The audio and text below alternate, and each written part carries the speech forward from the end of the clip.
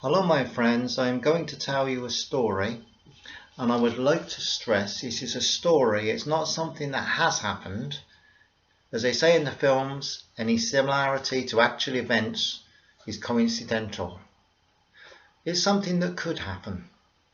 It's set here in Northern Ireland and the story is called SIDING. Andy sat on the platform of Central Station Belfast. It was a cool December night and the wind coming in off Belfast Lock was not kind. He was glad to be going home, but he wished it was summer. As the light closed down in the grey sky, he could see the Stanleys murmurating somewhere out toward the docks. He pulled his cap down and his collar up and looked at his watch for the third time in 5 minutes. The train would be 22 minutes if it was on time, and though there were already a number of people waiting, he felt strangely alone. Was it that he'd been away too long? Or was it that life had left him high and dry? Where did he belong anyway? His eyes couldn't avoid looking at the pretty girl who was struggling with a bag on wheels and a toddler.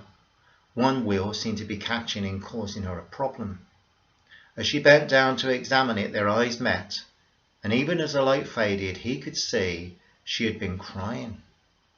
Whilst it's true that Andy saw a lady in distress, it wouldn't be telling the whole story to pretend he didn't like what he saw. But mostly he was motivated by pity. Rising from the very cold seat, he walked over. "Do you want me to look at that, love?" he said. She smiled. "Thank you. Why would you?" The little boy at her side had eyes like saucepan lids and watched him carefully. Was that fear in the boy's eyes, he asked. He put on his hands to warm them and lifted the bag up effortlessly. One thing he did have was strength on the outside, even though inside he was weak and vulnerable.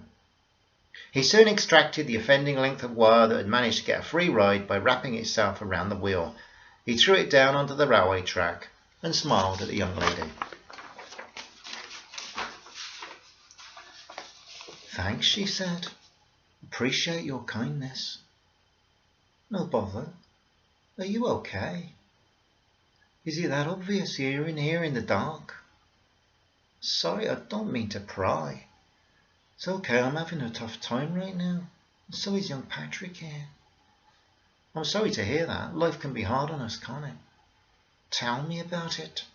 She spat out the words, then swallowed hard, and a tear fell off her pretty cheek. The little boy wrapped his arms around her legs tight and looked as if he had all of Ireland's trouble resting on his tiny shoulders. "Does talking help?" Andy asked. "I don't know. Talking with the cops didn't help much." She managed to laugh. Oh, he laughed. "So it was you at the Ulster Bank on the Ormer Road with the gun last night then?" He read it in the paper in his pocket. They both chuckled then, and young Patrick seemed to relax, at least a little. But the girl was laughing through tears and he felt concerned for her. "Well," she said, "I was not guilty of the robbery, but I am running away from a brutal relationship and from a life that's left me feeling worthless and lost."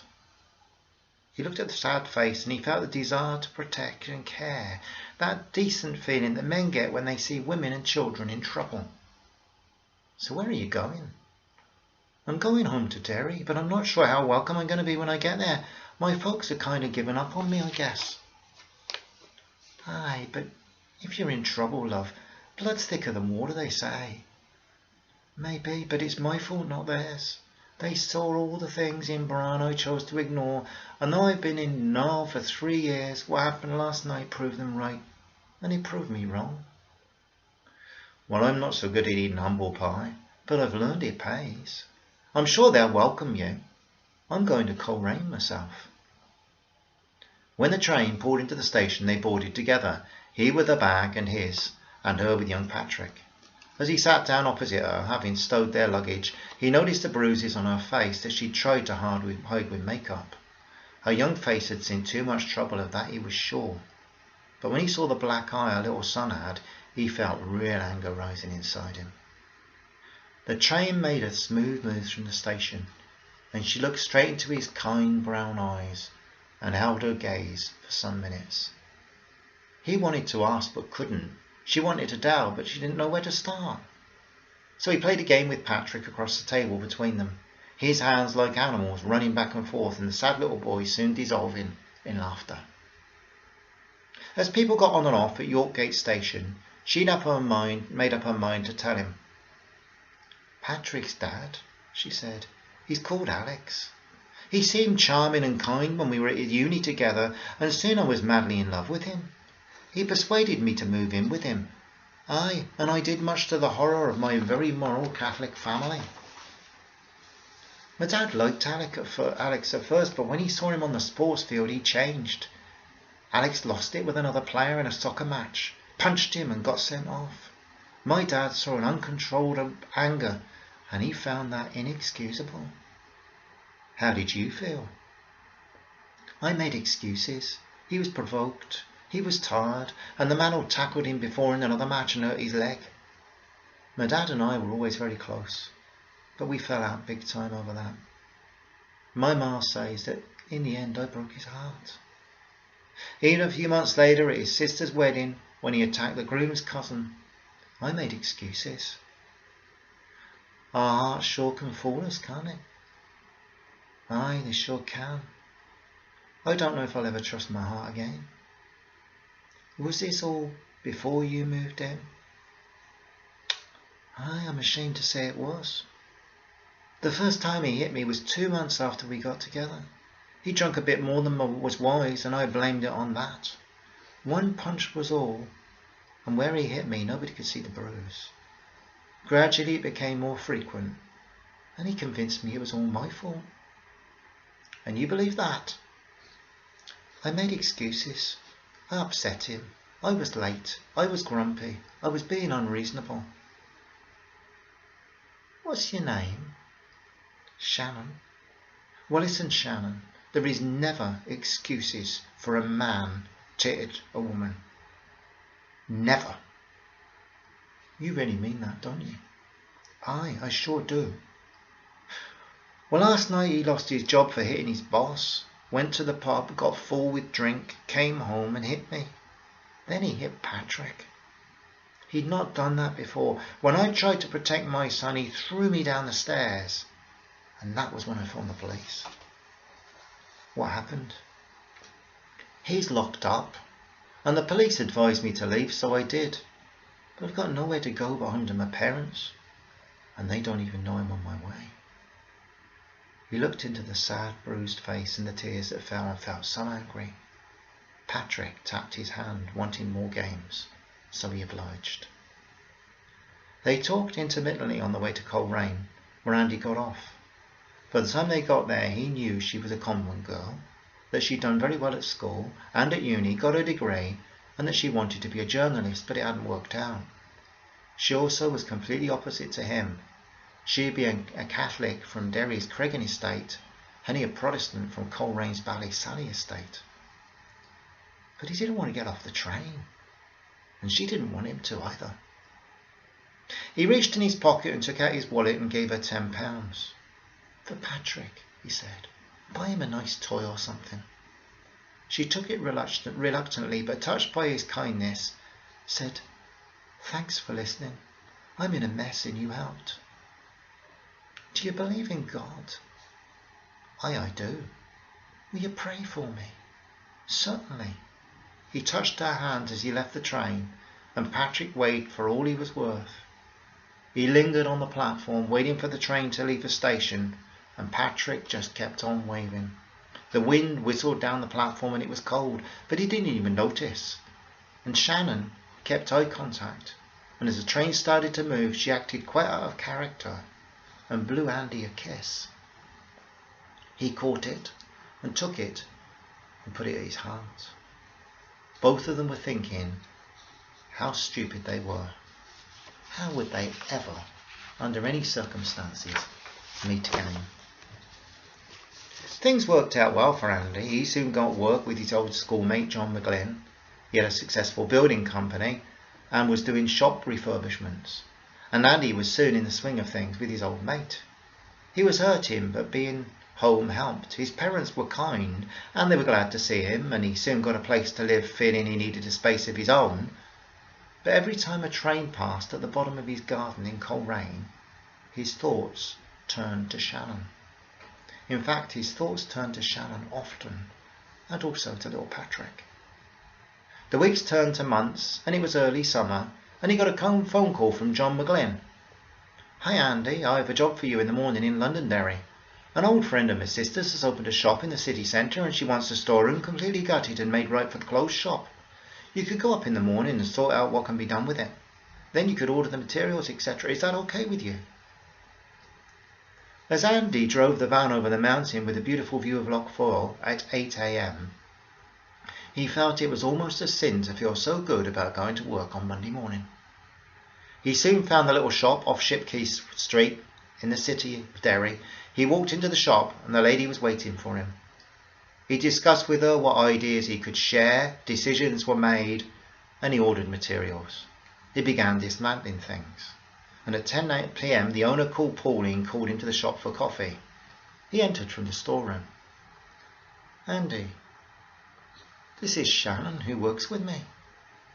Their eyes met, and Shannon smiled widely. "We know each other," she said. "This is the kind man I told you about on the train that awful night." "No way!" Pauline was thrilled. Andy was speechless. Shannon was the same beautiful girl but different. Her face was of course healed, but her eyes were too. The sadness was gone. There was an awkward silence, and Pauline, who'd come to like our hard-working employee very much, knew what had to be done. "Listen, Shannon, I think maybe Monday morning and it being quiet in the shop, you should maybe give Andy a hand out here after coffee in the storeroom. Is that all right with you both? I've some old jeans and a jumper upstairs I could lend you." Shannon, who had found a friend in her employer, smiled like the sun in a child's painting. "Thank you," she said with a depth that said, "Wow, yes." After coffee, the two of them set to work cleaning stock out, removing ancient shelves and boxes, but soon the talking started. Once it started, it just flowed. "So what about you?" Shannon asked after she'd explained how kind her parents had been and how well Patrick liked his play school. Andy poured his heart out. Told her all about Deb and her cheating on him from the start of their marriage, about how the final straw came when he found out that his best friend and neighbour Harry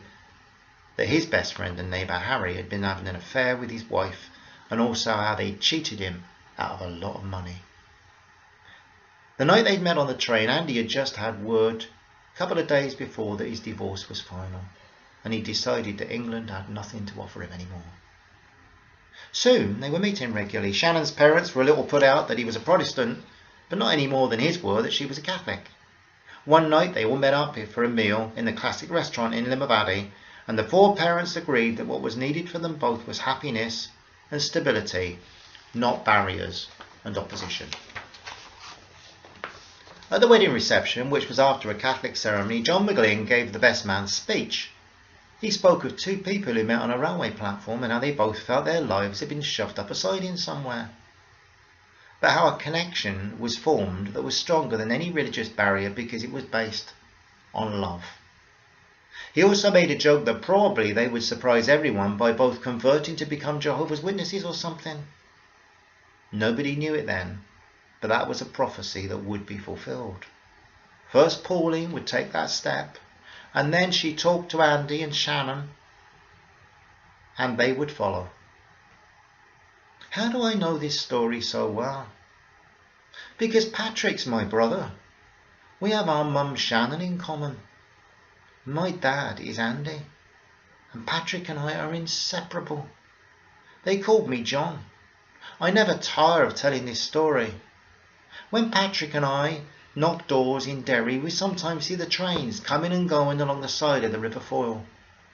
Daily reminders of how two very unhappy people can find happiness by means of kindness, love and faith. Hope you enjoyed that little story, my friends. It's just nice to sometimes start a sad story and finish it off with a really happy ending, isn't it? And it can't get better than that, can it? Nice to share that with you, and hope you enjoyed it. and hope that everybody's well. And if you're not well, I hope that, like me, you cope with your ill health and get joy out of life despite it, because really that's how it should be, isn't it? Thank you very much for listening, and I'll share something more soon. Bye bye for now. Bye bye.